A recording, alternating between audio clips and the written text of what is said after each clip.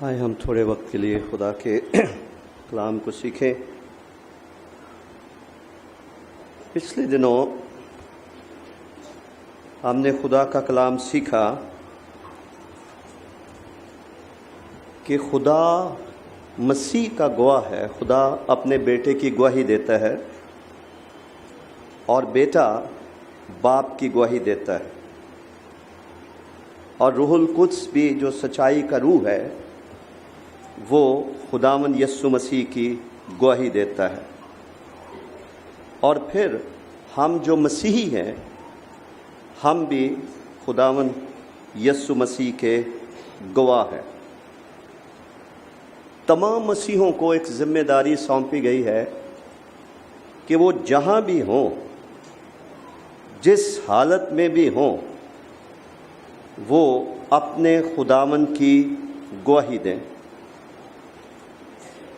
گواہی جو ہم دیں گے، جو ہمیں دینی چاہیے، وہ گواہی کیا ہے؟ ہم نے سیکھا کہ وہ گواہی یہ ہے کہ خدا نے ہمیں ہمیشہ کی زندگی دی ہے، اور وہ زندگی اس کے بیٹے میں ہے۔ جس کے پاس بیٹا ہے اس کے پاس زندگی ہے۔ یہ ہماری گواہی ہے کہ خدا نے ہمیں یہ زندگی دی ہوئی ہے، اور یہ زندگی ہمیشہ کی زندگی یا گناہوں کی معافی ہمارے خداوند یسوع مسیح کے وسیلہ سے انسان کو ملتی ہے۔ پھر ہماری گواہی یہ بھی ہے، پہلا یوحنا اس کے 4 باب کی 14ویں آیت کے مطابق، کہ باپ نے بیٹے کو دنیا کا منجی کر کے بھیجا ہے۔ ہماری گواہی کیا ہے؟ کہ باپ نے بیٹے کو دنیا کا نجات دہندہ یا منجی کر کے بھیجا ہے۔ یہ ہماری گواہی ہے۔ اور پھر بزرگ پولس رسول کرنتھس کی کلیسیا کو لکھے گئے پہلے خط کے 15 باب کی 3 آیت میں وہ مسیحی گواہی کا نچوڑ یوں بیان کرتے ہیں کہ مسیح کتاب مقدس کے موافق ہمارے گناہوں کی خاطر موا، دفن ہوا، اور پھر وہ تیسرے دن مردوں میں سے جی اٹھا۔ یہ ہماری گواہی ہے کہ مسیح مصلوب ہوا تھا، وہ موا تھا، وہ دفن ہوا تھا، اور وہ اپنے کہنے کے مطابق تیسرے دن مردوں میں سے جی اٹھا تھا، اور اسی کو خدا نے دنیا کا منجی بنا کر بھیجا تھا۔ تو خداوند یہ چاہتا ہے کہ ہم بھی اس کے گواہ بنیں اور بتائیں لوگوں کو کہ خدا نے صرف ایک ہی وسیلہ رکھا ہوا ہے آسمان تلے، کوئی دوسرا نام نہیں بخشا گیا جس کے وسیلے سے انسانیت نجات پا سکتی ہے، اور وہ وسیلہ صرف خداوند یسوع مسیح ہے۔ جبکہ گواہی دینا ہماری ذمہ داری یا ہمارا کرسچن مینڈیٹ ہے، ایک ذمہ داری ہے، ایک کام ہے جو ہمیں سونپا گیا ہے، اور تو ابلیس نہیں چاہتا کہ اس کی گواہی دی جائے، لہٰذا وہ گواہی کے راستے میں رکاوٹیں کھڑی کرتا ہے، اور وہ گواہی کے راستے میں رکاوٹیں کھڑی کرے گا۔ اور اعمال کی کتاب اس بات کا ثبوت ہے کہ جہاں بھی انہوں نے گواہی دی، لوگوں نے بلوا کیا، لوگوں نے مخالفت کی، لوگوں نے ڈرایا، دھمکایا، بینت لگوائے، حکومتوں کے سامنے، عدالتوں کے سامنے ان کو پیش کیا گیا، ان کو ستایا گیا، کیونکہ وہ نہیں چاہتے تھے کہ مسیح کی گواہی دی جائے۔ اور ابتدائی رسولوں کو یہ کہا گیا کہ خبردار اس کا نام لے کر یہ منادی نہ کرنا، یہ گواہی نہ دینا، ڈرایا دھمکایا گیا، لیکن وہ باز نہ آئے۔ انہوں نے کہا تم خود ہی فیصلہ کرو کہ تمہاری بات ماننی چاہیے یا خدا کی بات ماننی چاہیے۔ ہمیں خداوند نے کہا ہے، اور اس نے ہمیں گواہ بنایا ہے، اور اس نے کہا کہ جب روح القدس تم پر نازل ہوگا تم قوت پاؤ گے، یروشلم، یہودیہ، سامریہ اور زمین کے انتہا تک میرے گواہ ہوگے، لہٰذا ہم اس کی گواہی دینے سے باز نہیں آ سکتے ہیں۔ اسی سبب سے وہ ستائے گئے، مخالفت کا انہوں نے سامنا کیا، اور گواہی کا جو حتمی جو مطلب میں نے آپ کو بتایا تھا وہ ہے فیتھفل وٹنس، جس کے لیے یونانی زبان کا لفظ ہے مارٹیس، جس کا مطلب ہے اپنے ایمان کی خاطر اس قدر ثابت قدم رہنا، اپنی گواہی پر اس قدر قائم رہنا کہ گواہی دیتے دیتے شہید ہو جانا، اپنی جان تک اپنے ایمان کی خاطر دے دینا۔ اور میں نے آپ کو مکاشفہ میں سے چند ایک حوالہ جات پڑھا کر بتایا کہ کس طرح سے مکاشفہ اس کے پہلے باب کی 9ویں آیت میں گواہی دینے کے سبب سے بزرگ یوحنا پتمس کے جزیرے میں بھیج دیے گئے۔ 6 باب کی 9ویں آیت کے مطابق بہتوں کے اپنے مسیحی گواہی پر قائم رہنے کے باعث ان کے سر کاٹ دیے گئے۔ مکاشفہ 12ویں باب کی 17ویں آیت کے مطابق ابلیسی قوتیں جو مسیح کی گواہی دیتے ہیں ان کے ساتھ لڑنے کے لیے نکلتی ہیں، اور مکاشفہ 20 باب کی 4 آیت کے مطابق بہت سارے لوگوں کے صرف اپنے مسیحا کی گواہی دینے کے سبب سے ان کے سر کاٹے گئے اور وہ خداوند کی خاطر شہید ہو گئے۔ یہ سب کچھ کہہ کر تو ہم نے یہ کہا کہ مسیحی زندگی خوشیوں کا، سکون، اطمینان اور خوشحالی ہی کا نام نہیں ہے۔ مسیحی زندگی دکھ کی زندگی بھی ہے، ستائے جانے کی زندگی بھی ہے، مخالفت کا بھی اس میں سامنا کرنا پڑے گا۔ اور جیسے خداوند یسوع مسیح نے خود فرمایا کہ میرے سبب سے لوگ تم کو لعن طعن کریں گے، ستائیں گے اور ہر طرح کی بری باتیں تمہارے حق میں کہیں گے۔ اور پھر انہوں نے خود فرمایا کہ جب انہوں نے مجھے ستایا تو تمہیں کیوں نہ ستائیں گے۔ راست بازی کے سبب سے جو ستائے جاتے ہیں وہ مبارک ہیں۔ اور پھر انہوں نے یہ بھی کہا کہ جب انہوں نے ہرے درخت کے ساتھ یعنی میرے ساتھ یہ سلوک کیا تو تمہارے ساتھ کیوں نہ کریں گے۔ لہٰذا ہم اس بات کو دعوت تو نہیں دیتے کہ مسائل ہم پر آئیں، ہمارا لہو بہایا جائے، ہم ستائے جائیں، ہم اس لیے دعا تو نہیں کرتے ہیں، نہ ہم اس کے لیے ایسی غلطیاں کرتے ہیں کہ ہمیں حالات کا سامنا کرنا پڑے۔ لیکن سچائی یہ ہے کہ کوئی زندگی میں ایسی سٹیج آ سکتی ہے، ایسا مرحلہ آ سکتا ہے جہاں اپنے نام خداوند کے نام کی خاطر کہلانے کے سبب سے، اس کی محبت کا ذکر کرنے کے سبب سے، خوشخبری سنانے کے سبب سے، اپنی زندگی کی گواہی دینے کے سبب سے، کلام مقدس کی سچائی کے بول بولنے کے سبب سے، اور اپنے ایمان کا دفاع کرنے کے سبب سے، اپنی رویا اور خدمت پر قائم رہنے کے سبب سے ہمیں دکھ کا سامنا، ذلت کا، مخالفت کا سامنا کرنا پڑ سکتا ہے، اور یہاں تک کہ ہمیں خداوند کی خاطر اپنی جان دینے کے لیے، شہید ہونے کے لیے بھی تیار رہنے کی ضرورت ہے۔ اور یہ بات جو میں کہہ رہا ہوں یہ میری ذاتی رائے یا فلسفہ نہیں ہے، خدا کے کلام کا تقاضا یہ ہے جان دینے تک بھی وفادار رہ تو میں تجھے زندگی کا تاج دوں گا۔ چونکہ انسان کی فطرت یہ ہے کہ وہ دکھ تکلیف کو اچھا نہیں سمجھتا، وہ سہنا نہیں چاہتا، اس میں سے گزرنا نہیں چاہتا ہے، تو لہٰذا آج مسیحی کلیسیا کو اور پاکستان میں موجود کلیسیا کو یہ بات باور کرانے کی ضرورت ہے، سمجھانے کی ضرورت ہے، قبول کرنے کی ضرورت ہے، یاد دلانے کی ضرورت ہے کہ عزت اور جلال حاصل کرنا تصویر یا سکے کا ایک رخ ہے، اور دوسری طرف مسیح کے نام کی خاطر سر کٹوانا، مقدمے بھگتنا، ڈر اور خوف اور رد کیے جانے کا سامنا، تعصب کا سامنا کرنا، ستایا جانا، یہ سب کچھ کوئی انوکھی بات نہیں ہوگی۔ یہ ہماری بلاہٹ کا حصہ اور اس کی قیمت ہے جس کا ذکر خداوند یسوع مسیح نے شروع ہی میں کیا تھا، اور جب انہوں نے کہا کہ تم میں سے ایسا کون سا شخص ہے جو ایک برج بنانا چاہے تو پہلے بیٹھ کر اس کا لاگت کا اندازہ نہ کر لے۔ یہ لاگت کا اندازہ ہے۔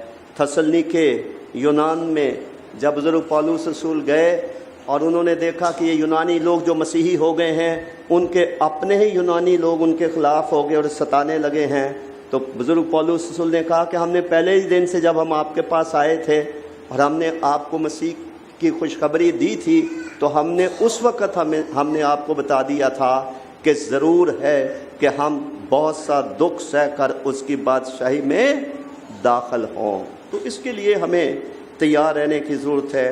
اور پھر میں یہ بھی کہوں گا کہ کوئی انسان پطرس کی طرح یا آج کے لیڈر کی طرح کتنے بھی بڑے دعوے کرے کہ میں یہ کر دوں گا، میں وہ کر دوں گا، میں خداوند کی خاطر اپنی جان دے دوں گا، شہید ہو جاؤں گا، یہ کہنا اپنی جگہ ہے، لیکن خدا کے فضل کے بغیر یہ ممکن نظر نہیں آتا۔ ممکن ہے جب آزمائش آئے تو اس وقت ہم ڈاواڈول ہو سکتے ہیں، ایمان میں ضعیف ہو سکتے ہیں، ہو سکتا ہے ہم اپنی کہی ہوئی بات پر ہم قائم نہ رہ سکیں، لیکن اگر ہمیں بزرگ پولس رسول کی یہ بات یاد ہو کہ جو مجھے طاقت بخشتا ہے اس میں سب کچھ کر سکتا ہوں، تو یہ وہ پس منظر ہے جس میں آج پھر ہم یہاں سے تھوڑا آگے بڑھیں گے۔ اور میں چاہتا ہوں کہ 2 حوالہ جات پڑھے جائیں، پھر آگے میں آپ کو خدا کا کلام سناؤں گا۔ کلام مقدس میں سے آپ میرے ساتھ نکالیے پطرس رسول کا لکھا ہوا پہلا خط، اس کا 2 باب اور اس کی 9ویں اور 10ویں 2 آیات کی ہم تلاوت کریں گے۔ میں لکھا ہے، لیکن تم ایک برگزیدہ نسل، شاہی کاہنوں کا فرقہ، مقدس قوم اور ایسی امت ہو جو خدا کی خاص ملکیت ہے، تاکہ اس کی خوبیاں ظاہر کرو، جس نے تمہیں تاریکی سے اپنی عجیب روشنی میں بلایا ہے۔ پہلے تم کوئی امت نہ تھے، مگر اب خدا کی امت ہو۔ تم پر رحمت نہ ہوئی تھی، مگر اب تم پر رحمت ہوئی۔ اس کے ساتھ ایک آیت ہم آستر کی کتاب میں سے پڑھیں گے۔ ایوب سے پہلے آستر کی کتاب ہے، آستر کی کتاب اس کا 3 باب نکالیے۔ آستر کی کتاب اس کا 3 باب اور اس کی 8ویں آیت کی تلاوت میں آپ کے سامنے کر رہا ہوں۔ اور حمان نے اخسویرس بادشاہ سے عرض کی کہ حضور کی مملکت کے سب صوبوں میں ایک قوم سب قوموں کے درمیان پراگندہ اور پھیلی ہوئی ہے، اس کے دستور ہر قوم سے نرالے ہیں اور وہ بادشاہ کے قوانین نہیں مانتے ہیں، سو ان کو رہنے دینا بادشاہ کے لیے فائدہ مند نہیں ہے۔ خدا کے کلام کے پڑھے اور سنے جانے پر اس کی برکت ہو۔ آج صبح خدا کی قوم ہونے کے حوالے سے، خدا کی خاص ملکیت قوم ہونے کے حوالے سے ہم خدا کا کلام سیکھیں گے۔ یوں تو دنیا کی تمام قومیں خدا کی تخلیق کردہ ہیں، اس کی بنائی ہوئی ہیں، جس طرح کہ ہمیں 86 زبور کی 9ویں آیت سے پتہ چلتا ہے کہ سب قوموں کو خدا نے بنایا ہے اور سب قومیں خدا کے حضور سجدہ کریں گی۔ جو قومیں آج نہیں کرتی کل وہ کریں گی۔ تمام قوموں کا مالک، خالق، رازق، پروردگار وہی واحد خدا ہے جس نے ان کو بنایا ہے۔ 22 زبور کی 28ویں آیت کے مطابق وہ سلطنت کرتا ہے، یعنی خدا سلطنت کرتا ہے، وہی قوموں پر حاکم ہے۔ سو خدا خالق بھی ہے، تمام قومیں خدا نے بنائی ہیں، اور چند قوموں پر نہیں، ساری قوموں پر حاکمیت بھی اسی خدا کی ہے، وہ حکومت کرتا ہے۔ تیسری بات، استثنا کی کتاب کے 33ویں باب کی 3 آیت کے مطابق خداوند بے شک تمام قوموں سے محبت رکھتا ہے۔ سو 3 باتیں، خدا ساری قوموں کا بنانے والا خالق، خدا ساری قوموں پر حاکم خداون اور خدا ساری قوموں سے محبت رکھنے والا خدا۔ لیکن اس خدا نے کیا کیا؟ استثنا کی کتاب کے 4 باب کی 6 آیت کے مطابق خداوند نے بنی اسرائیل قوم کو اپنے لیے باحثیت قوم چن لیا۔ لکھا ہے تو خداوند اپنے خدا کے لیے ایک مقدس قوم ہے۔ خداوند تیرے خدا نے تجھے روئے زمین کی اور سب قوموں میں سے چن لیا تاکہ اس کی خاص ملکیت ٹھہرے۔ 7ویں باب کی 6 آیت میں لکھا ہے جب خدا نے تمہیں اور قوموں میں سے چن لیا تو اس کا مطلب یہ نہیں تھا کہ تم شمار میں اور قوموں سے یا تعداد میں زیادہ تھے، طاقت میں زیادہ تھے، یہ وجہ نہیں تھی۔ وجہ یہ تھی کہ خدا کو تجھ سے محبت تھی، پہلی وجہ۔ دوسری وجہ کہ خدا نے تیرے باپ دادا سے قسم کھائی تھی کہ زمین کے سب قبیلے تیری قوم یا تیرے وسیلے سے، تیری نسل کے وسیلے سے کیا پائیں گے؟ برکت پائیں گے۔ لہٰذا گو ساری قوموں کا رب خدا ہے، ان پر حاکم وہ ہے، ان سے پیار وہ کرتا ہے، لیکن ان ساری قوموں میں سے خدا نے ایک قوم کو پسند کیا، چنا، الگ کیا، اور وہ خدا کی خاص قوم، خدا کی خاص امت ٹھہرے۔ خدا کی خاص امت ٹھہرنے کی جو بنیاد ہے وہ استثنا کی کتاب کے 19 باب کی 5ویں آیت میں ہمیں ملتی ہے۔ لکھا ہے سو اب، استثنا 19 باب 5ویں آیت میں لکھا ہے سو اب اگر تم میری بات مانو اور میرے عہد پر چلو تو سب قوموں سے تم ہی میری خاص ملکیت ٹھہرو گے، ساری زمین میری ہے۔ دوسرے الفاظ میں ساری زمین میری ہے، سارے انسان میرے ہیں، تمام قومیں میری خلق کی ہوئی ہیں، لیکن تم ایک وجہ سے تم میری خاص قوم بن سکتے ہو، اور وہ وجہ یہ ہے کہ تم میری بات مانو۔ اس کی بازگشت ہمیں پیدائش کی کتاب میں ایک گلے، ناراضگی، شکوے کے طور پر ملتی ہے، جب خدا نے آدم سے کہا چونکہ تو نے اپنی بیوی کی بات مانی، میری بات نہیں تو نے مانی، تو نے اپنی بیوی کی بات مانی، اس لیے زمین تیرے سبب سے کیا ہو گئی ہے؟ لعنتی ہو گئی ہے۔ پیدائش سے لے کر مکاشفہ تک خدا کے کلام کا مطالعہ کیا جائے تو ان ساری 66 کتابوں میں خدا کا تقاضا یہ ہے کہ ہر سطح پر، ہر طرح کے حالات میں انسان کس کی بات مانے؟ خدا کی بات مانے۔ تو دوسری قوموں میں سے بنی اسرائیل قوم کیسے خدا کی خاص قوم رہ سکتی تھی، بن سکتی تھی، قائم رہ سکتی تھی؟ اس کی بنیاد خدا نے بتا دی۔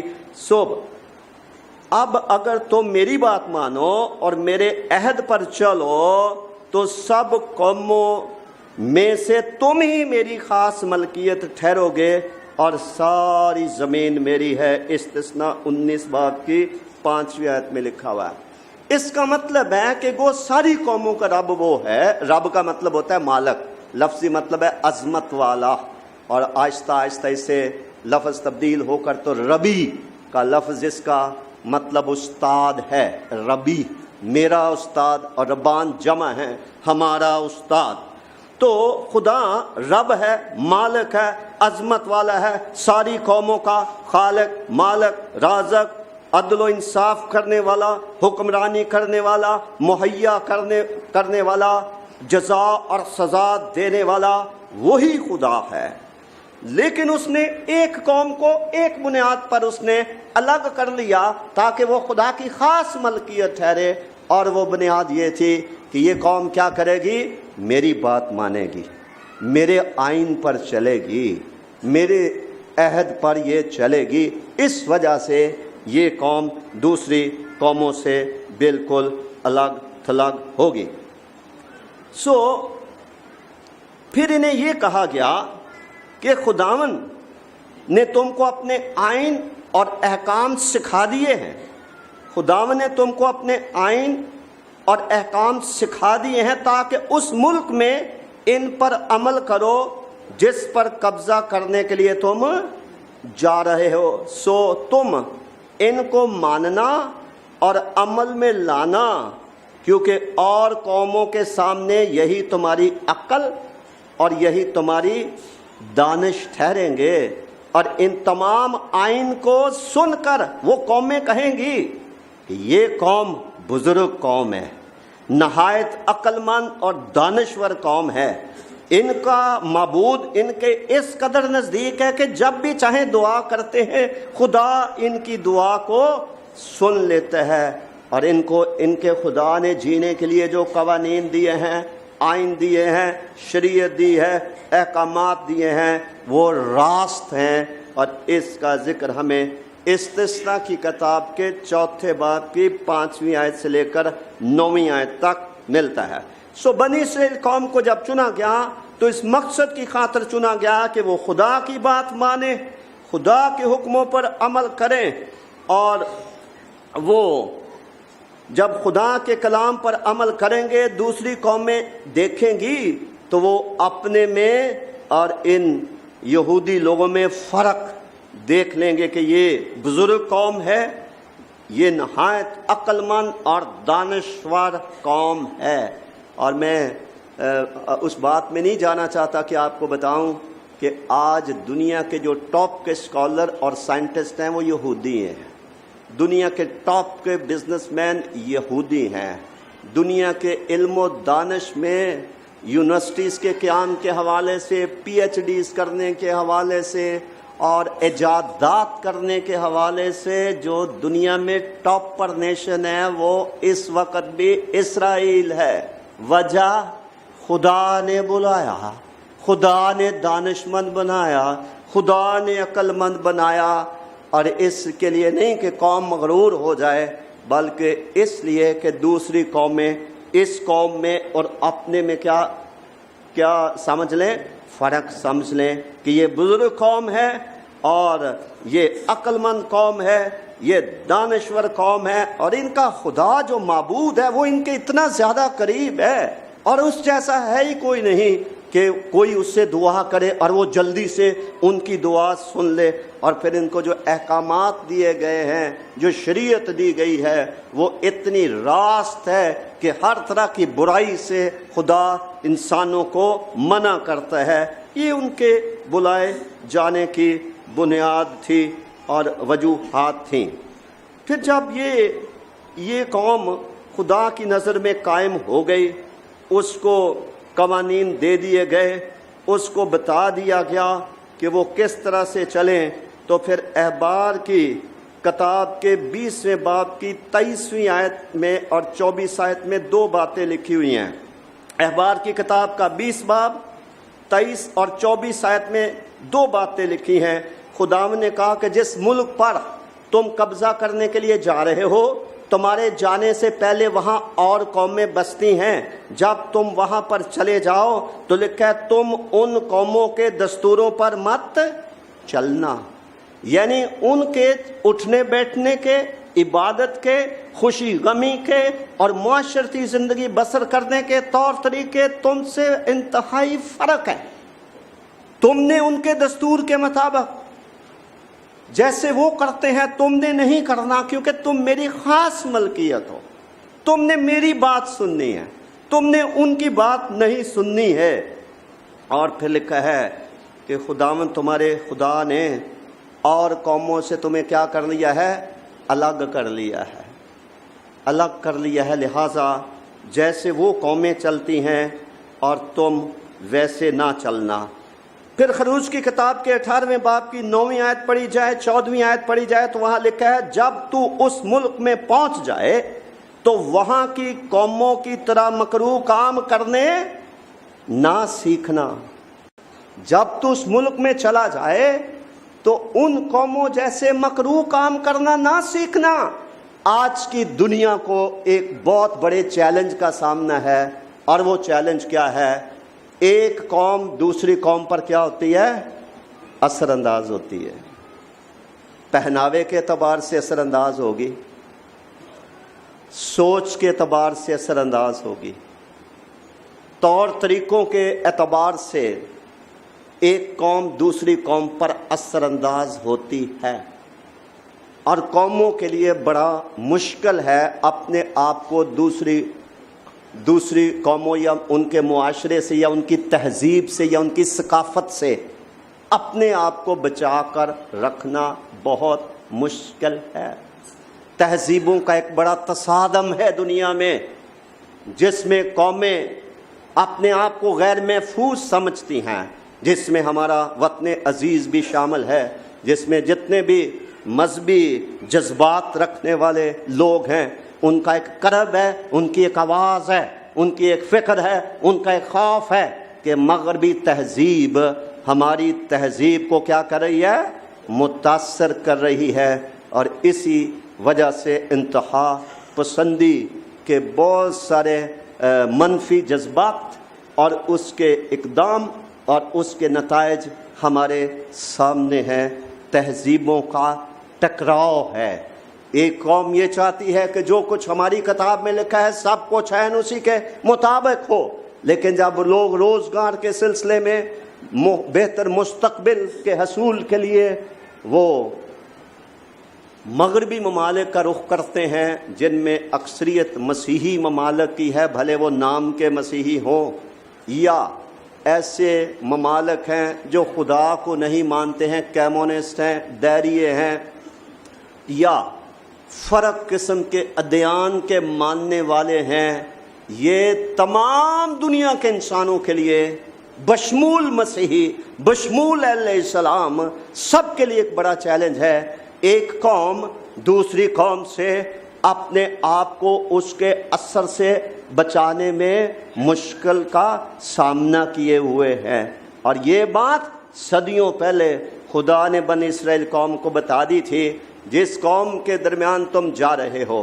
جو وعدہ کی ہوئی سرزمین تمہیں قبضہ کرنے کے لیے میں دے رہا ہوں، جب تم وہاں پر جاؤ ان کے مکروہ کام کرنا نہ سیکھنا، ان کے طور طریقے نہ سیکھنا، ان کا رنگ اپنے اوپر نہ چڑھنے دینا، ان سے متاثر نہ ہونا، بلکہ یہوہ خدا کی خاص ملکیت ہونے کے ناطے خدا کی الہی خوبیاں اور صفات ان پر ظاہر کرنا، ثابت کرنا۔ ہم وہ قوم ہیں جو خدا کی آواز سنتی ہیں، ہم وہ قوم ہیں جن کو خدا نے ایک آئین، ایک شریعت، جینے کا ڈھنگ، خاص لائف سٹائل اس نے ہمیں دیا ہے، ہم اس سے ہٹ کر زندگی بسر نہیں کر سکتے۔ اسی کی وجہ سے تو اور قوموں میں سے اس نے ہمیں الگ کر لیا ہے، لہٰذا ہمیں اس طور سے چلنا ہے۔ اور یہ جو چیلنج ہے وہ ہمیں بھی درپیش ہے، جہاں ہم جی رہے ہیں، جہاں ہم جی رہے ہیں۔ دکھ کی بات یہ ہے کہ جتنا پیار خدا نے بنی اسرائیل سے کیا، جتنا خدا نے اسے نوازا، انبیاء اس میں سے بھیجے، شریعت ان کو دی، عہد ان کے ساتھ خدا نے باندھے، ان ساری باتوں کے باوجود جس قوم میں چلے گئے وہاں کا ہی رنگ چڑھ گیا اوپر، انہی جیسے کام کرنے شروع کر دیے، بت پرستی میں پڑ گئے۔ خدا نے منع کیا تھا کہ غیر معبودوں کا تو نام بھی تمہارے منہ پر نہ آئے، وہ تو نام لینے سے بھی منع کیا، لیکن یہ ان کے مندروں پر جانے لگے اور ان کے ساتھ چڑھاوے چڑھانے لگے، بت پرستی کرنے لگے، اور بت پرستی کے ساتھ جنسی خواہشات اور شہوانی جتنے گندے اور ناپاک کام تھے جو ان جہل قوموں کی جہالت کے باعث اگر صاف الفاظ میں کہا جائے تو بد ارواح کی عبادت تھی اور ان کی پیروی تھی۔ یہوہ کی خاص ملکیت قوم جو تھی وہ انہی میں پڑ گئی، خدا کو غصہ دلایا، خدا نے ان کے دشمنوں کے حوالے ان کو کر دیا، اور خدا ان کو چننے کے سبب سے ملعون ہوا کہ انہوں نے خدا کا جلال ظاہر کرنے کی بجائے، خدا کی عزت کروانے کی بجائے غیر قوموں کو یہوہ خدا کے نام کے خلاف کفر بکنے کا موقع دیا، خدا کی توہین کروائی، اور اس کو ایسے ہی بیان کیا گیا جیسے ایک شادی شدہ عورت اپنے شوہر کے ساتھ بے وفائی کر کے کسی اور آدمی کے ساتھ بھی جا لیٹتی ہے۔ انہی الفاظ میں بنی اسرائیل قوم سے خدا نے اپنی ناراضگی کا اظہار کیا۔ بنی اسرائیل قوم کا خدا شوہر بھی ہے، وہ اس کی بیوی کی مانند بھی ہے، تو یہ تشبیہ ہے، اور اسے بائبل میں روحانی حرام کاری کہا جاتا ہے۔ جب زندہ خدا کو چھوڑ کر کسی اور کے پاس جایا جائے تو یہ روحانی حرام کاری ہے، جس سے خدا کی بے عزتی ہوئی، خدا کا روح ناراض ہوا، خدا کا غضب بھڑکا، اور خدا نے مختلف موقعوں پر تاریخ کے دھارے میں اس قوم کو مختلف دشمنوں کے حوالے کر دیا۔ جب انہوں نے خوب ان کو ستایا، ان کو ذلیل کیا، پھر روتے چلاتے ہوئے پھر یہوہ خدا کے قدموں میں آتے رہے، اور پھر جب 4 دن اچھے گزر گئے اور پھر اسی طرف راغب ہو کر اور خدا کو غصہ دلاتے رہے۔ کبھی تحمل سے بیٹھ کر قضات کی کتاب پڑھیے تو آپ کو سمجھ آئے گی کہ خدا کے لوگ وقتی طور پر آنسو بھی بہا لیتے ہیں، خدا کے حضور اپنے گناہوں کا اقرار بھی کر لیتے ہیں، لیکن اندر سے بری خواہشات جاتی نہیں ہیں، اور بت پرستی کی طرف کھچاؤ جو مائلگی ہے اس سے وہ منہ نہیں موڑتے رہے ہیں۔ یہ آزمائش ان پر آتی رہی ہے۔ یرمیہ نبی کا صحیفہ پڑھ لو، حزقیل نبی کی کتاب پڑھ لو، یسوع نبی کا صحیفہ پڑھ لو، انبیاء کا رونا یہی ہے، تم نے اپنی کرنیوں سے غیر معبودوں کے نام لے کر، ان کے پیچھے بھاگ کر، ان کی رسومات پر چل کر، ان جیسے کام کر کے تم نے اپنے خدا کا دل توڑ دیا ہے۔ خدا تم سے ناراض ہے، خدا تمہاری عدالت کرے گا۔ اور جو بابل کی اسیری سی 70 سال کی، اس کی وجہ بھی یہی تھی کہ خدا کے دشمنوں نے آ کر یروشلم کی اینٹ سے اینٹ بجا دی، ہیکل کو جلا دیا، اور معزز لوگوں کو وہ جنگی قیدی بنا کر موجودہ عراق، جس کا پرانا نام بابل ہے، وہاں پر لے گئے، اور خدا کے لوگ ذلت کی زندگی بسر کرنے لگے، اس لیے کہ انہوں نے خدا سے آسمان پر سے کہنے والے سے منہ موڑ لیا تھا۔ انہوں نے ان قوموں کا اثر اپنے اوپر قبول کر لیا تھا، جس سے خدا ناراض بھی ہوا، انہیں منع بھی کرتا رہا۔ لہٰذا خروج کی کتاب کے 18ویں باب کی 9ویں اور 14ویں آیت میں لکھا ہے، جب تو اس ملک میں پہنچ جائے تو وہاں کی قوموں کی طرح مکروہ کام کرنے نہ سیکھنا، اور مکروہ کام جو کرنے سیکھنا ہے اس میں وہ مکروہ کام بھی کچھ 9 کے قریب بتائے گئے ہیں، جس میں اپنے بیٹے اور بیٹی کو آگ پر چلانا، شگون نکالنا، افزوگروں کے پاس جانا، جادوگروں کے پاس جانا، منتر کرنے والوں کے پاس جانا، جنات کے آشنا جن کے پاس جن اور بدروہیں ہیں ان پیروں فقیروں کے پاس جانا، رمال نکالنا، ساحروں کے پاس جانا، اور یہ وہ مکروہ کام ہیں جو یہ قومیں کرتی تھیں۔ اور بنی اسرائیل قوم زندہ خدا کو چھوڑ کر اور وہ پیروں فقیروں کے پاس یا جادوگروں اور منتریوں کے پاس، افسوگروں کے پاس بھی جانے لگے، اور لکھا ہے وہ قومیں شگون نکالنے والوں اور فال گیروں کی سنتی ہے۔ یہ جادوگر کیا کرتے ہیں؟ جادوگر خدا کے خلاف جو بدی کی طاقتیں ہیں ان کے ساتھ تعاون کر کے تو وہ اپنے جادو سے انسانی زندگیوں پر اثر انداز ہوتے ہیں۔ یاد رہے کہ جادو کے نتیجے میں لوگ جان سے بھی جاتے ہیں، موت بھی واقع ہو جاتی ہے۔ کچھ لوگ یہ سمجھتے ہیں کہ زندگی موت خدا کے ہاتھ میں ہے، شیطان کیسے جان لے سکتا ہے؟ وہ لے سکتا ہے، اور یوحنا کی انجیل میں لکھا، چور نہیں آتا چرانے، مار ڈالنے اور ہلاک کرنے کے لیے، ہلاک کر سکتا ہے۔ میں نے چند ایک جادوگروں کے انٹرویو کیے ہیں، ملتان میں بھی میں نے کیا، کہ وہ بھی بڑا جادوگری کے لیے شہر مشہور ہے۔ وہ بتاتے ہیں کہ ہمارے جادو سے انسان مر سکتا ہے۔ یہ حقیقت ہے، کیونکہ یہ ایک کہہ لیں کہ خدا کے مخالف فوج ہے، بدی کی طاقتیں ہیں، تاریکی کی بادشاہت ہے، ابلیس ہے، جس کے کرندے جادو کے وسیلے سے انسانی زندگیوں پر اثر انداز ہوتے ہیں۔ پھر فالگیر جو مستقبل بتاتے ہیں. بائبل تو بتاتی کہ مستقبل کا تو خدا ہی کو پتہ ہے. لکھا کل کی بابت گھمنڈ نہ کر, تو نہیں جانتا کہ ایک ہی دن میں کیا ہونے والا ہے.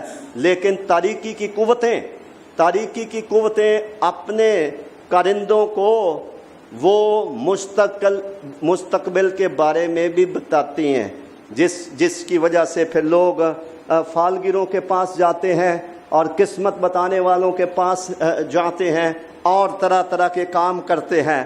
لیکن کلیدی بات یہ ہے کہ بنی اسرائیل قوم کو جب چنا گیا تو اسے کہا گیا تم میری بات ماننا, میری سننا. لیکن جن قوموں کے طور طریقے اپنانے سے منع کیا گیا ان پر الزام یہ ہے, ان کا جرم یہ ہے کہ یہ قومیں خدا کی نہیں سنتی بلکہ جادوگروں کی, افسونگروں کی یہ بات سنتی ہیں.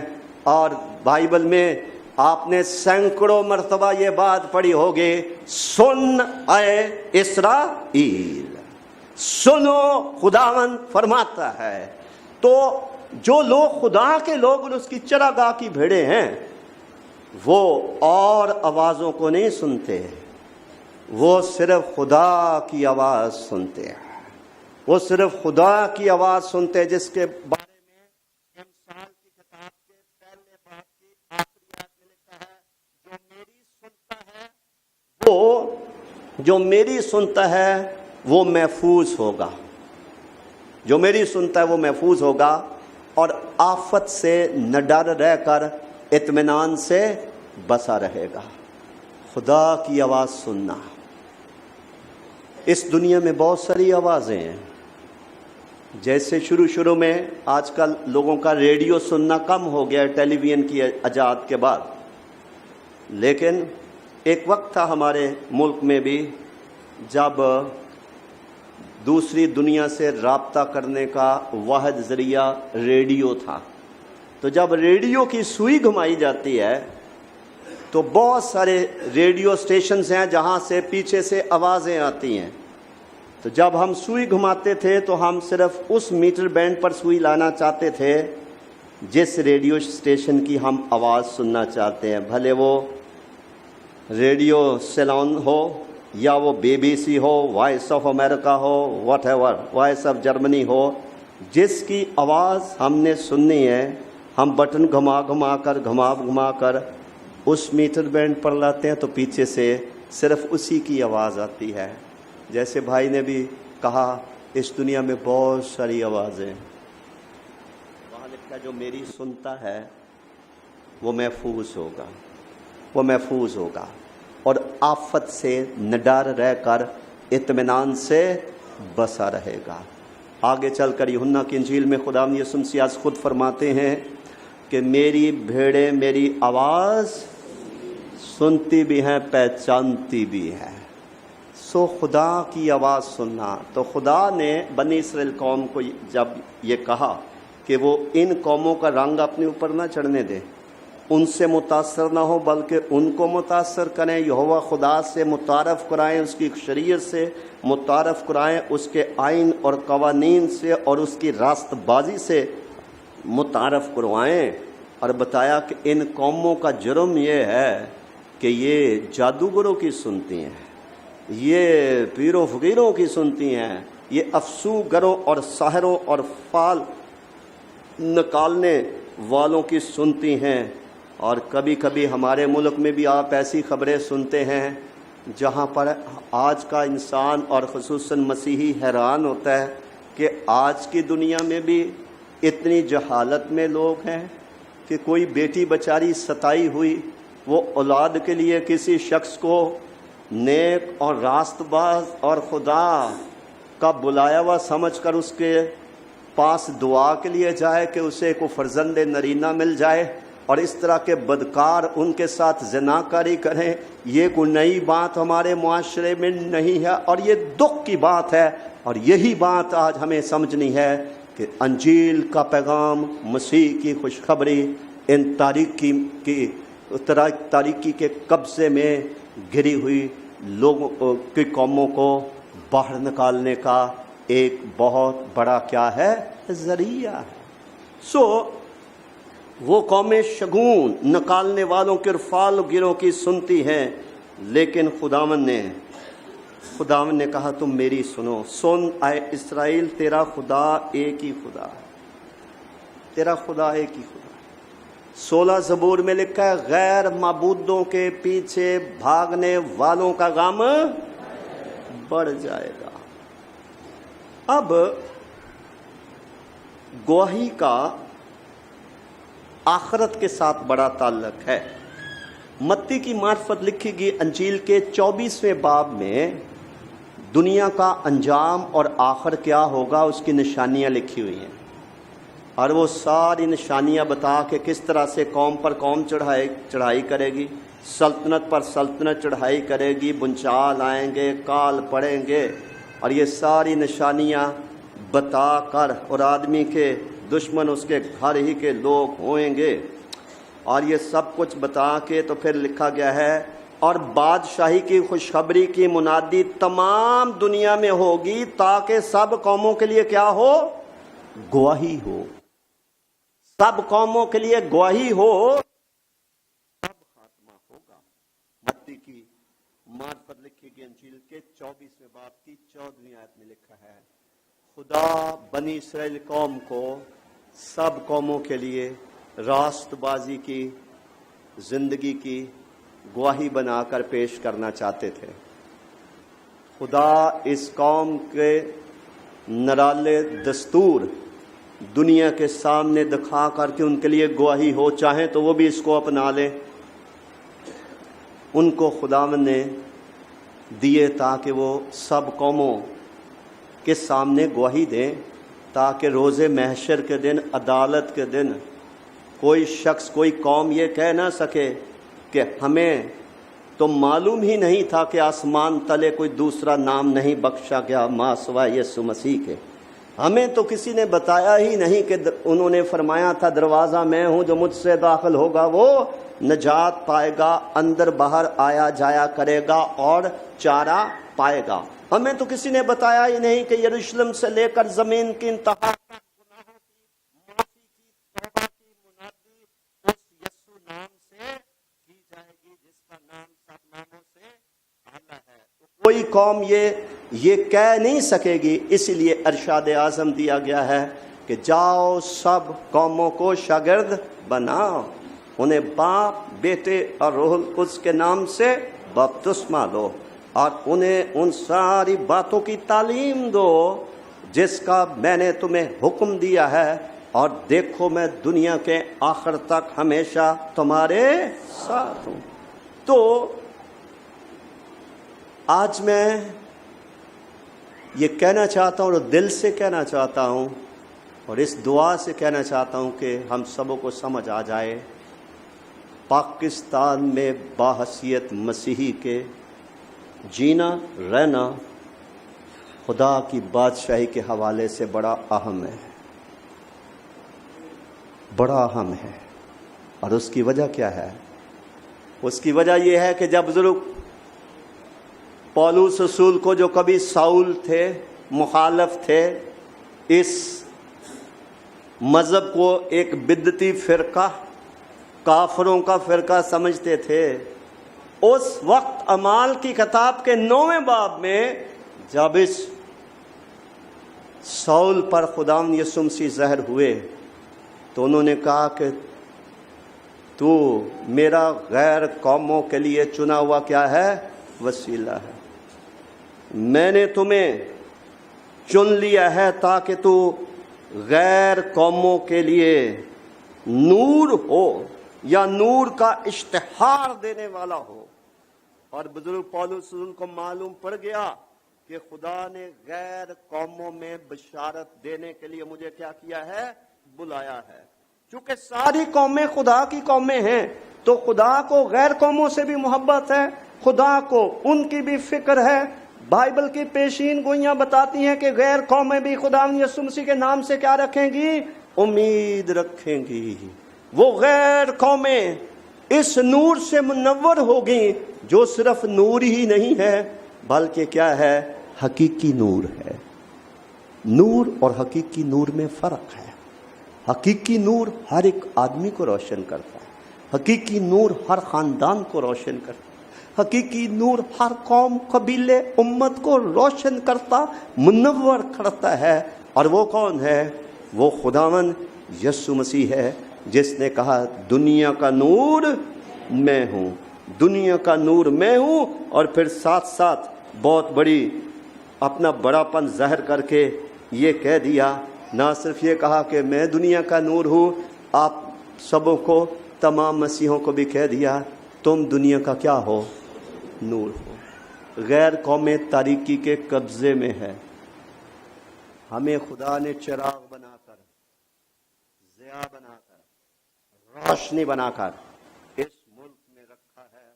हमारे लिए ये बहुत बड़ा आज़ाद है। आसमान की बादशाही में हमारा अजर बड़ा है, जहाँ कोई मुखालफत नहीं है, जहाँ कोई सताया जाना नहीं है, जहाँ पर कोई डराना धमकाना नहीं है या जान का खतरा नहीं है, वहाँ बतेरे मसीह का नाम लेकर और क्रॉसेस पहन कर घूमते हैं। ये वो मुल्क है, ये वो मुल्क है जिसमें मसीह का गवाह बनना, उसकी खातर नारवा सलूक बर्दाश्त करना, तासब और हकारत और रिजेक्शन रद्द किया जाना, कबूल करना, सताया जाना, कबूल करना, लान तान होना, नाहक सताया जाना, सब कुछ कबूल करने के बायस आसमान पर हमारा अजर बड़ा है। अगर हम मसीह की खातर दुख सहेंगे तो पतरस कहते हैं कोई शर्माए ना, ये कोई अनोखी बात नहीं। जूं जूं मसीह के दुखों में शामिल हो, खुशी करो, शादमान हो कि हम किसी आम हस्ती की खातर थोड़ी सताए जा रहे हैं जिसका कोई अजर ही नहीं है। हम तो उस नाम की खातर सताए जा रहे हैं जो मुर्दों में से कुदरत के साथ जिंदा होकर बाप के दाहिने हाथ जा बैठा है। जहां वो है वहां उसके लोग भी होंगे। ये वही बड़ी भीड़ है जिसे यूहन्ना आरफ ने देख लिया था कि आसमान पर सफेद कपड़े लोगों ने पहने हुए, ऐसी भीड़ जिसका शुमार ही नहीं हो सकता। तो बताया गया ये वो लोग हैं जो मुसीबत में से निकल कर आए हैं, मुश्किलात में साबित कदम रहकर, वफादार रहकर निकल आए हैं। ये वो लोग हैं जिन्होंने मसीह के कफारे को समझा और कबूल किया, सलीब के पैगाम को समझा और कबूल किया, जिन्होंने अपने जामे बर्रा के लहू से धो लिए हैं। ये वो लोग हैं जिन्हें सफ़ेद पोशाक पहनने का क्या किया गया है?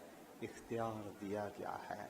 लिहाजा बनी इस्राएल कौम ने जब खुदा को मायूस किया, उसको कहा गया था कि और कौमों में से मैंने तुम्हें अलग कर लिया है, तुम्हें मैंने चुन लिया है।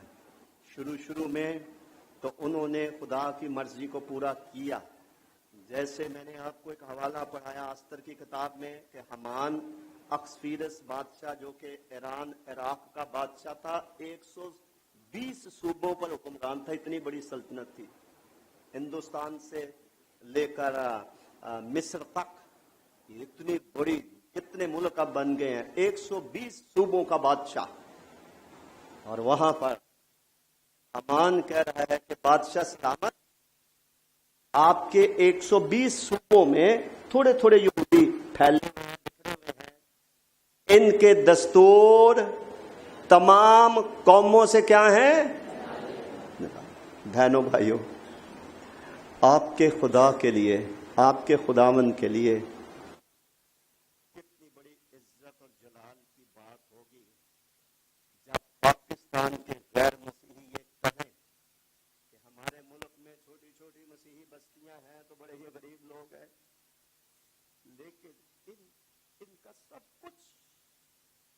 इनका सब कुछ निराला, इनके शादी ब्याह के तरीके निराले, इनका पहनावा निराला है, इनके लाइफ स्टाइल डिफरेंट हैं, इनकी जिंदगी की तरजीहात डिफरेंट है। ये नुकसान उठाकर भी खामोश रहते हैं, दुख सहकर किसी को धमकाते नहीं हैं, शहर की ट्रैफिक लाइट्स तोड़ते नहीं हैं, عمارتوں کو آگ نہیں لگاتے ہیں، احتجاج نہیں کرتے ہیں، اور ملک کے خلاف کسی بھی ایسی برائی میں جو ملک کے مفاد کے خلاف ہو، یہ کبھی اس کا حصہ نہیں بنتے ہیں، بلکہ یہ ملک کے وفادار ہیں، یہ ملک کا ساتھ ہے۔ اور میں آپ کے ساتھ مل کر ایک روح ہو کر کہنا چاہتا ہوں، اس ملک کی بقا آپ کی دعاؤں کے باعث ہے۔ راست باز کی دعا سے شہر کے قائم رہتے ہیں۔ ہم دکھاوے کے لیے اپنے ملک اور حاکموں کے لیے اور قانون نافذ کرنے والے لوگوں کے لیے دعا نہیں کرتے، دکھاوے کے لیے نہیں ہم کرتے۔ ہمیں تعلیم دی گئی ہے، 37 زبور میں لکھا ہے، ملک میں آباد رہ، ملک میں آباد رہ، بھاگنے کی کوشش نہ کر، ملک میں آباد رہ۔ اور آگے لکھا ہے وفاداری سے اس میں کیا کر، پرورش پا۔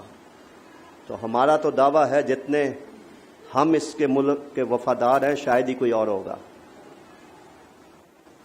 کیوں؟ ہمیں یہ تعلیم دی گئی ہے، اس ملک کی سلامتی میں ہماری سلامتی ہے۔ ہمیں یہ کہا گیا ہے کہ ہم اعلیٰ حکومتوں کے تابع رہیں، ہمیں یہ سکھایا گیا ہے کہ ہم اختیار رکھنے والوں اور حاکموں کے لیے ہم دعا کریں۔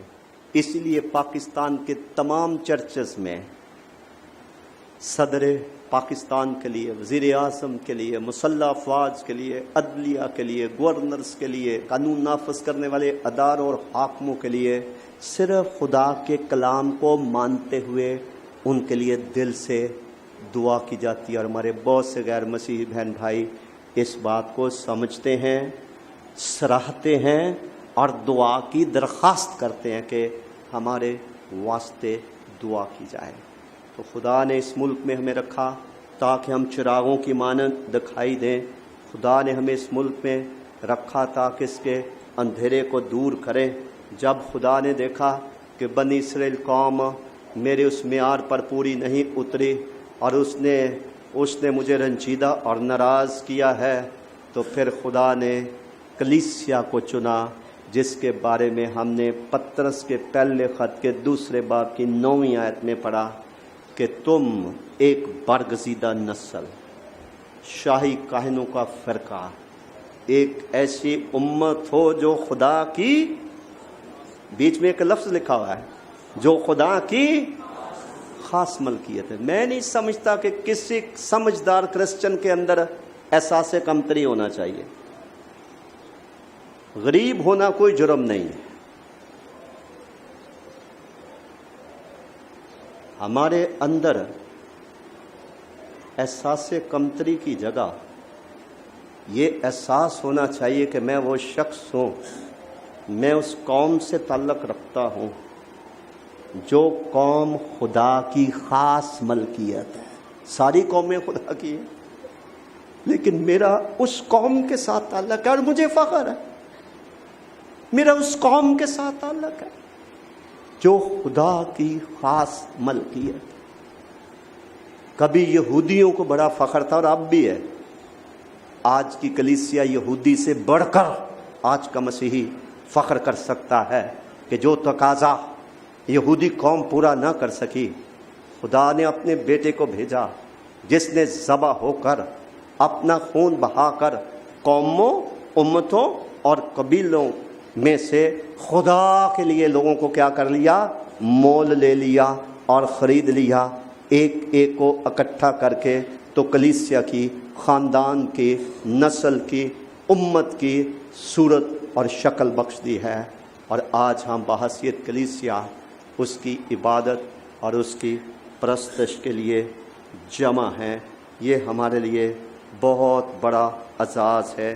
اور جب بنی اسرائیل قوم ایسا نہ کر سکی تو ہمیں ان سے سبق سیکھنے کی ضرورت ہے۔ ہمیں اس چیلنج کو قبول کرنے کی ضرورت ہے کہ جیسے خداوند کبھی نہیں چاہتے تھے کہ غیر قوموں کا رنگ اسرائیلی لوگوں پر چڑھے، ان کی تہذیب کا لبادہ یہ اوڑھ لیں، ان کے طور طریقے یہ اختیار کر لیں۔ منع کیا گیا تھا غیر قوموں کو اپنی بیٹیاں نہیں دینی، نہ ان کی بیٹیاں اپنے لینی ہیں۔ آپ الگ قوم ہیں، خدا کی خاص ملکیت ہے، آپ کے دستور نرالے ہیں، آپ کے طور طریقے نرالے ہیں، آپ کا لائف سٹائل بالکل فرق ہے، کیونکہ آپ کے سامنے ایک صراط مستقیم ہے، آپ کے سامنے ایک راستہ ہے جو ہمیشہ کی زندگی تک پہنچاتا ہے، جس کا پیش رو خداوند یسوع مسیح ہے، جس نے کہا دنیا کا نور میں ہوں، جو میری پیروی کرے گا وہ اندھیرے میں نہ چلے گا بلکہ زندگی کا نور پائے گا۔ ہم نور کے فرزند ہیں، ہم مبارک امید کے حامل لوگ ہیں، ہم رومیوں 8 باب کی پہلی آیت کے مطابق وہ لوگ ہیں جن پر سزا کا حکم نہیں ہے۔ عدالت سے بچنے کے لیے ہمیں کچھ بھی کرنے کی ضرورت نہیں ہے، صلیب پر ہماری عدالت خداوند یسوع مسیح نے برداشت کر کے ہمیں مفت میں کیا کر رکھا ہے؟ آزاد کر رکھا ہے، تاکہ ہم اس دنیا میں چراغوں کی مانند دکھائی دیں، ہم ثابت کر دیں کہ ہم پر پہلے رحمت نہیں ہوئی تھی، ہمارے باپ دادا نہ جانے کون کون سے مذاہب کے ماننے والے تھے، ہم پر رحمت نہ ہوئی تھی، اب ہم پر کیا ہو گئی ہے؟ رحمت ہو گئی ہے۔ پہلے ہمارا شمار کسی خاص قوم میں نہیں ہوتا تھا، کون ہمیں پوچھتا تھا؟ بہت سارے مسیحی شیڈولڈ کاسٹ میں سے ہیں، نچلی ذاتوں میں سے ہیں۔ کرسچن ہسٹری دیکھی جائے تو انگریزوں نے غریب غربا کی ایک لسٹ بنائی تھی جس میں مختلف قومیں آتی تھیں جو نیچ کام بھی کرتی تھیں، انتہائی معاشرے میں رد کی ہوئے پیسہ ہوا طبقہ تھا، اور انہوں نے ان کی ایک لسٹ بنا لی تھی کہ یہ شیڈولڈ کاسٹ ہیں، اور ان میں سے بتیروں کو جب مسیح کی محبت بتائی گئی تو وہ خداوند کے پاس آ گئے، اور خدا کا شکر ہو جو پہلے کوئی قوم نہ تھے وہ قوم بن گئے، جو امت نہ تھے وہ امت بن گئے، جن پر رحمت نہ ہوئی تھی ان پر رحمت ہو گئی، اور اب ہم خدا کی خاص ملکیت اور خدا کے آسمانی خاندان کے افراد ہیں۔ ہم افراد ہی نہیں ہیں، ہم آسمانی بادشاہت کے شہری ہی نہیں ہیں، ہم خدا کے بیٹے اور بیٹیاں اور مسیح کے ہم میراث ہیں۔ جو کچھ باپ کا ہے وہ بیٹے خداوند یسوع مسیح کا ہے۔ یسوع مسیح ہمارا بڑا بھائی ہے، جو اس کا ہے وہ ہمارا ہے، اس کا باپ اور ہمارا باپ سانجا باپ ہے۔ ایک ہی روح میں ہماری اس باپ تک مسیح یسوع کے وسیلے سے کیا ہوتی ہے؟ رسائی ہوتی ہے۔ سوال یہ ہے، کیا ہمارے دستور نرالے ہیں اس ملک میں، یا اس کا رنگ ہم پر بھی چڑھ رہا ہے؟ کو باحیا پہناوا ہمارا ہے کہ کہنا پڑتا ہے کہ کوئی اوڑھنی اوڑھو؟ مسیحو، کبھی اپنی خوشیوں، پہناوے اور مختلف طریقوں سے خدا کی توہین نہ ہونے دیں۔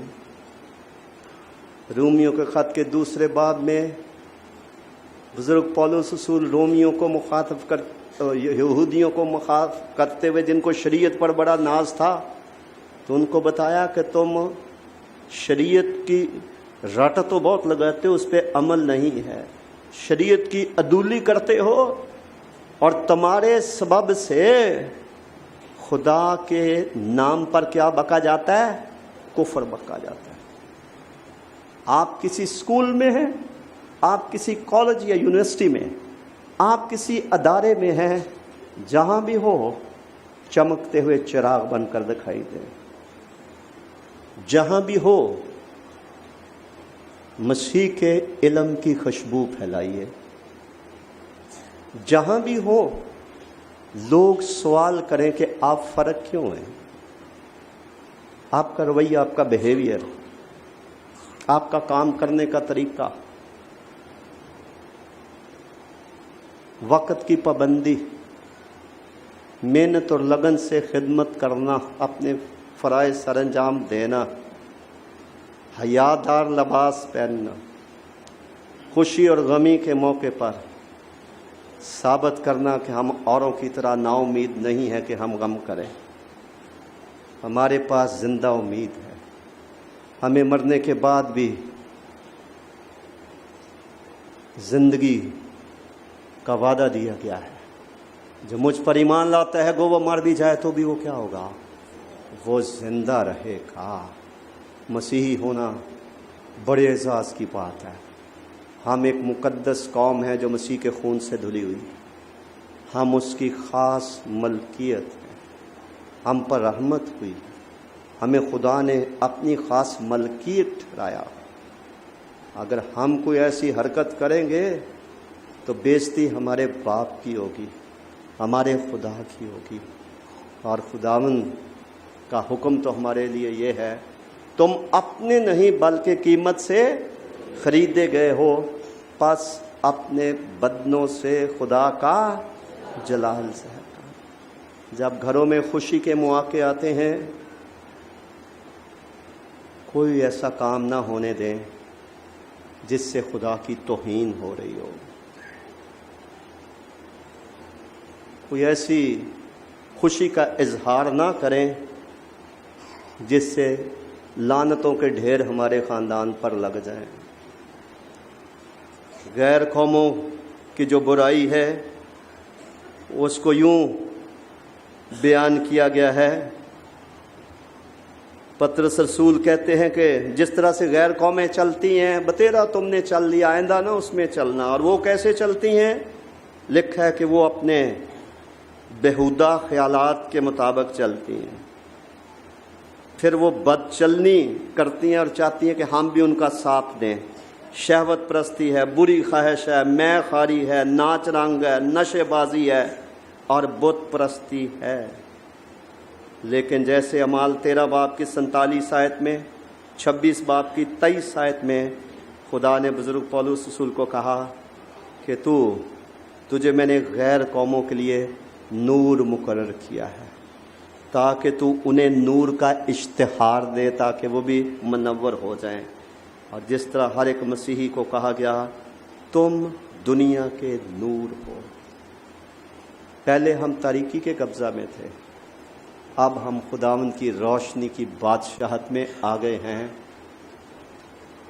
خداوند یسوع مسیح کے کفارے پر ایمان لانے کے نتیجے میں۔ اور خداوند یہ چاہتا ہے کہ ہم مسیحی اس ملک میں پہاڑ پر بسے ہوئے شہر کی مانند نظر آئے، دور سے کوئی شخص سمجھ لائے یہ شخص ڈفرینٹ ہے، یہ دکھائی ہی ڈفرینٹ دیتا ہے، اس کے چہرے پہ خدا کا جلال ہے، اس کی روح پاکیزہ ہے، اس کی سوچ پاکیزہ ہے، اس کا دل تعصب سے نہیں بھرا ہوا، غیروں کے لیے بھی دشمنوں کے لیے بھی احترام، عزت، فکر، محبت سے بھرا ہوا ہے۔ We must look different. We must look different.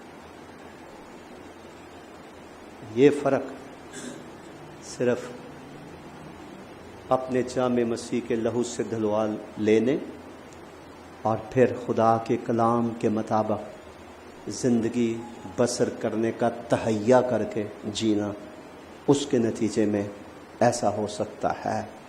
اور جہاں ہم غیر قوموں کے لیے گواہی ہیں، وہاں غیر قومیں ہمارے بارے میں گواہی دیں گی۔ پاکستان میں ایک ایسی قوم بسی ہوئی ہے، پھیلی ہوئی ہے، تھوڑے تھوڑے لوگ مختلف جگہوں، شہروں، آبادیوں میں ہیں، جن کے دستور سب قوموں سے نرالے ہیں۔ یہ صرف خدا کی آواز سنتے ہیں، یہ راست بازی کی زندگی بسر کرتے ہیں، یہ وفادار شہری ہیں، فرض شناس شہری ہیں اور اپنے ملک کے خیر خواہ ہیں۔ ایسا کرنے سے ہم اس ملک میں خدا کا جلال ظاہر کر سکتے ہیں۔ ہم غیر قوموں کے منہ سے خداوند کی تعریف اور تمجید کروا سکتے ہیں۔ جیسے دانیال نے جب بھوکے شیروں کی ماند کا اپنے ایمان کی خاطر سامنا کیا، تب بادشاہ نے کہا، ساری رعایا میں یہ منادی کروا دی، صرف دانیال کا خدا ہی زندہ خدا ہے، عبادت اور پرستش، عزت اور تعظیم کے لائق صرف وہی ہے۔ یہ بھی اقلیت میں تھے، یہ بھی اقلیت میں تھے، دانیال، صدرک، میشک، ابدنجو وغیرہ مرد خدا، لیکن انہوں نے غیر قوموں میں چراغ بند کر جی کر دکھایا۔ مرد ایمان بن کر جی کر دکھایا، ناپاک چیزیں کھانے پینے استعمال کرنے سے اجتناب کر کے یہوہ خدا کی راست بازی کو ثابت کر کے خدا کے جلال کو ظاہر کرنے کا باعث بنے۔ آج ہمارے لیے بھی بڑا موقع ہے، اس ملک میں رہتے ہوئے ہم چراغوں کی مانند دکھائی دیں۔ مسیح نے جو لیبل ہم پر لگایا ہے، تم دنیا کے نور ہو، ہم نور بن کر چمکیں تاکہ اس وطن عزیز کا اندھیرا ہماری موجودگی کے سبب سے دور ہو سکے اور ہماری کوششوں سے، دعاؤں سے بطور نجات پا جائیں اور سچائی کی پہچان تک پہنچ جائیں۔